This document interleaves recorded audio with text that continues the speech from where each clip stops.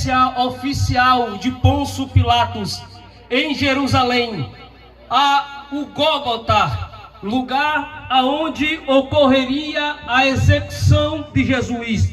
Este caminho, este percurso, tornou-se tradicionalmente conhecido como a Via Dolorosa. Este caminho, este percurso, recebe este nome porque o contexto emocional da Via Dolorosa era de agonia, dor, ação e violência extrema. Os evangelhos nos reportam que durante este caminho, durante este percurso, o nosso Senhor Jesus, ele foi ultrajado, ferido e torturado. Porém, vale lembrar aos irmãos que o sofrimento de Jesus não se inicia ou se iniciou na Via Dolorosa. Uma noite anterior, Jesus já estava preso, e muito antes de ser condenado, Jesus já estava sendo castigado de forma injusta. Isto porque o processo por meio de cruz existia algumas etapas, existia algumas partes. Em primeiro lugar, quando se dava a sentença, o condenado ou a vítima deveria passar por um processo de sofrimento ou por um processo de castigo que começava com o flagelo. Mateus capítulo 27 e o versículo 26 nos conta isso. Se não, vejamos o que diz a palavra. Então soltou-lhe Barrabás, e tendo mandado açoitar Jesus, entregou para ser crucificado. Percebam que antes de ser entregue à cruz, Jesus passa pelo açoitamento. E eu vos disse que este processo não era aleatório, isto não era o acaso. Eles não açoitavam a vítima apenas por açoitar. Havia um objetivo, e o objetivo em açoitar a vítima antes de crucificar, primeiro, era para destruir fisicamente e psicologicamente o condenado ou a vítima. E como isto acontecia? O condenado tinha a sua parte do corpo superior despido, os seus braços eram amarrados a um poste, a um tronco, com as costas encurvadas, para receber de forma intensa e constantes os golpes dos soldados romanos, que utilizava-se de um chicote pequeno. Nas pontas desse chicote de couro existiam bolas de ferro, existiam vidros, existiam ossos de ovelhas, e à medida em que o soldado batia repetidas e repetidas vezes nas costas de Jesus, estas bolas de ferro causavam-lhes feridas profundas, enquanto os ossos de carneiro arrancavam a sua pele, expondo seus músculos. Era justamente neste momento, nesta ocasião, que os soldados romanos aproveitavam a oportunidade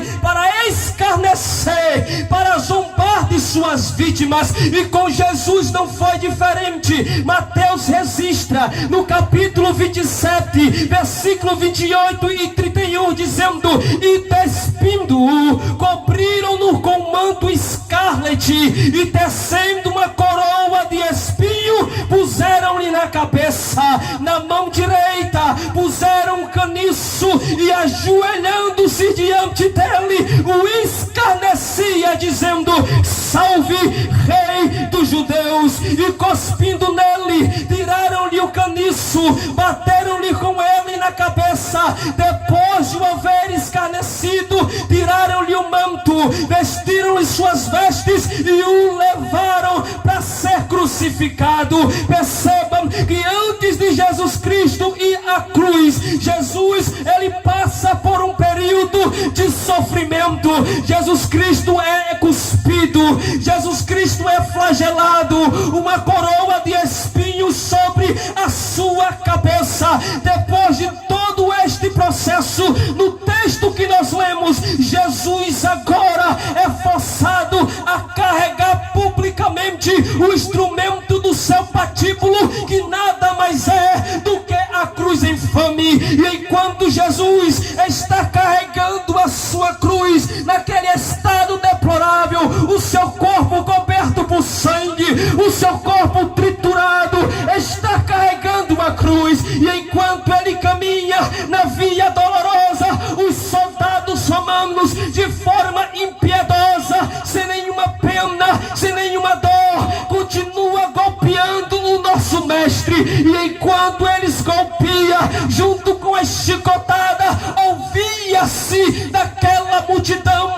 deslocada e sedenta por sangue as zombarias, os insultos, multidão esta que durante todo o seu ministério Jesus Cristo reportou-se a eles. E quando Jesus reportava-se a estas multidões, o seu coração enchia-se de compaixão, de maneira que quando chegavam famintos, Jesus lhe dava pão para comer, de maneira que quando chegavam possuídos, Jesus Cristo lhe dava liberdade, de maneira que quando chegavam enfermos, Jesus Cristo lhe dava saúde, de maneira que quando eles chegavam carentes de ensino, Jesus Cristo subia no monte e de cima do monte ensinava os valores do reino. E quando terminava de ensinar, eles mesmos diziam: ele não ensina como os escribas, ele ensina diferente.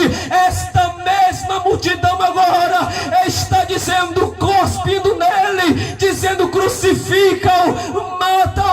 A mesma multidão, oh, que multidão ingrata! Mas Jesus Cristo, ele passa por tudo isso, mas ele havia dito em Lucas capítulo 9, o versículo 22: é necessário que o Filho do Homem sofra muitas coisas, seja rejeitado pelos anciões, pelos principais sacerdotes e escribas, seja morto e ressuscite ao terceiro dia. Olha o que Jesus Cristo falou. Levante a sua mão se você crê nesta palavra. Ele está dizendo: é necessário eu passar por todo este processo. É necessário porque sem derramamento de sangue não haveria remissão de pecados. Sem o sacrifício vicário de Jesus não poderíamos ser reconciliados com Deus. Mas a sua morte, mas a sua morte, mas a sua morte, mas a sua morte, João vai dizer no capítulo 12, versículo 24: em verdade vos digo que se o grão de trigo caindo na terra não morrer, ele fica só, mas morrendo ele produz muitos frutos. Jesus já estava dizendo de si mesmo, de forma metafórica, ela estava dizendo: eu sou o grão de trigo, se eu cair na terra e não morrer, eu fico só, mas eu caindo e morrendo, eu darei muitos frutos. Passaram-se 2000 anos desde a morte e ressurreição de Jesus Cristo, e aqui essa tarde estão os frutos do grão que caiu na terra e morreu. Aqui estamos nós. Deixa eu dizer uma coisa para você aqui esta tarde, para concluir. Jesus Cristo me trouxe aqui para te dizer que Ele é vida, Ele é vida. Ele disse: é necessário passar por tudo isto, porque daqui a 2000 anos à frente, a minha morte trará vida para o conjunto Beira-Mar, trará vida para o conjunto Beira-Mar. João 12, 24 vai dizer: em verdade vos digo que se o grão caindo na terra e não morrer, fica só, mas morrer produz muitos frutos, isto fala de vida. João 4 vai dizer: nele está a vida, e a vida é a luz dos homens. João 10:10 vai dizer: o ladrão só vem para roubar, matar e destruir. Eu vim para que tenha vida e a tenha em abundância. João 11:25 vai dizer: disse Jesus: eu sou a ressurreição e a vida. Quem crê em mim, ainda que esteja morto, viverá. João 14:6 vai dizer: respondeu-lhe Jesus: eu sou o caminho, a verdade e a vida. 1 João 5,12 vai dizer: quem tem o Filho tem a vida. Quem tem o Filho aqui? Quem tem o Filho? Não saia daqui esta tarde sem ter este Filho, porque a morte de Jesus nos trouxe a vida e vida com abundância.